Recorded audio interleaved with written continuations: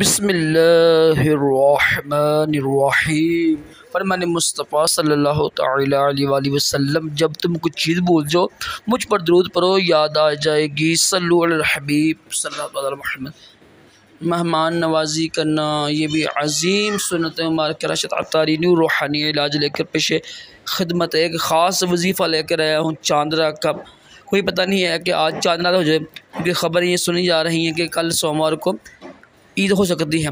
پاکستانی ہماری حکومت ہے، کچھ بھی ہو سکتا ہے۔ بار کیا آج چاند رات ہو یا کل ہو، تو چاند رات کوئی آپ نے چاند کو دیکھ کر یا خبر سن کے یہ عمل کیجیے گا۔ انشاءاللہ قرآن پاک کی سورت کی برکت سے برکتیں ہی برکتیں ہوں گی، جو مانگے گی ملے گا انشاءاللہ، اور سارا سال سارا مہینہ برکت ہی برکت ہوگی۔ عید کا خاص وظیفہ یہ ہے، جیسے ہی آپ کو دیکھیں نا اعلان ہو گیا نا، خود چاند دیکھیں تو زیادہ بہتر ہے، حکم بھی ہے حدیث پاک میں۔ اب جو بھی ہے چاند دیکھیں یا سنیں تو سورۃ ملک ہے، سورۃ ملک پڑھنے کا حکم آیا ہے۔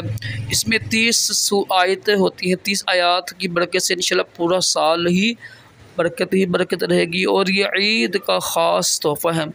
عید کا چاند دیکھ کر سورۃ فاتحہ پڑھ لیں، آیت درود شریف پڑھ کر، سورۃ ملک پڑھ کر، آیت کرسی پڑھ کر، جو پڑھ سکتی ہیں آپ دعا مانگیں۔ اللہ پاک یہ جو رمضان گزر گیا، ہمارے گناہ معاف کر، ہمارے جو فوت شدہ ان کی بخشش ہے، جو دعا مانگنی ہے انشاءاللہ ساری ہی دعائیں قبول ہوں گی۔ اور رزق حلال کے لیے خاص طور پر دعا مانگیں انشاءاللہ عز و جل۔